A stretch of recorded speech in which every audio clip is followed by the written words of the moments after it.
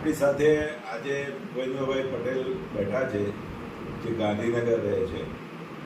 હવે એમને ત્રીજા મહિનામાં 25મી તારીખની આજુબાજુ એમને એન્જિયોગ્રાફી કરી, અને એનું કારણ એ હતું કે તે લાંબુ ચાલતા તો એમને થાકી જતા, તેમજ પગમાં એમને ઝંઝનાટી થતી.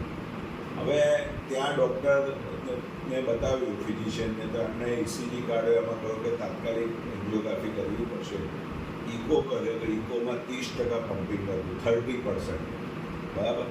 પણ ભૂપેન્દ્રભાઈ, તમે ડાયાબિટીક છો ને?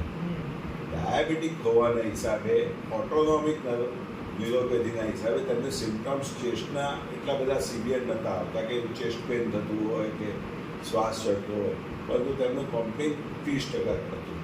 હવે તેમને બાયપાસની સલાહ આપી, પણ તેમને બાયપાસ વાડકાપમાં જવું નહોતું. એટલે તેમણે ડૉક્ટર હિતેનભાઈ શાહનો કોન્ટેક્ટ કર્યો અને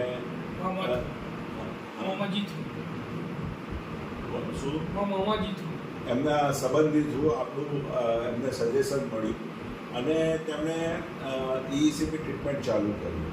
EECP ટ્રીટમેન્ટ ચાલુ કરી અને ધીમે ધીમે એમનો પ્રોગ્રેસ થતો ગયો. રેશિયો, જે ગ્રાફ છે, વેલોસિટી છે, તે એટલો બધો સુંદર રીતે પ્રોગ્રેસ થતો ગયો. અને તેમણે 30 સિટિંગ પછી રેન્ડમલી તેમને થયું કે ખરેખર ફાયદો મને થયો હશે.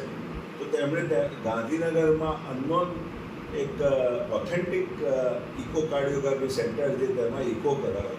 તો તેમનું પમ્પિંગ વધીને 55થી 58% થયું.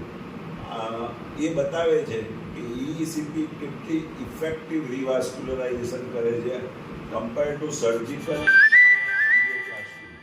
એટલે તમે ભૂપેન્દ્રભાઈ સાથે વાત કરી શકો. ભૂપેન્દ્રભાઈ, તમારા બે શબ્દો. હા, મેં જ્યારે 24 તારીખે એન્જિયોગ્રાફી કરાવી ત્યારે મારા 3 બ્લોકેજ, એક 100%, બે 80% હતી. પછી મને મારા મામાજી થ્રુ હિતેન શાહ ડૉક્ટરની માહિતી મળી અને મેં ત્યાં 30 સિટિંગ કર્યા. ત્યાં સિટિંગ કર્યા પછી મેં ઇકો કરાયો. તો ઇકોની અંદર મારું પમ્પિંગ જે 30% હતું તે સીધું 55%, 55થી 58%નું પમ્પિંગ થઈ ગયું. બધા મને ચાલવામાં તે થાક લાગતો હતો, તે પણ બંધ થઈ ગયું. અને ઝંઝનાટી પગે પણ બંધ થઈ ગઈ. સરસ. ભૂપેન્દ્રભાઈ, તમને રિઝલ્ટ ખૂબ જ સારું મળ્યું છે અને તમે રેગ્યુલર ટ્રીટમેન્ટ લીધી તે બદલ આભાર.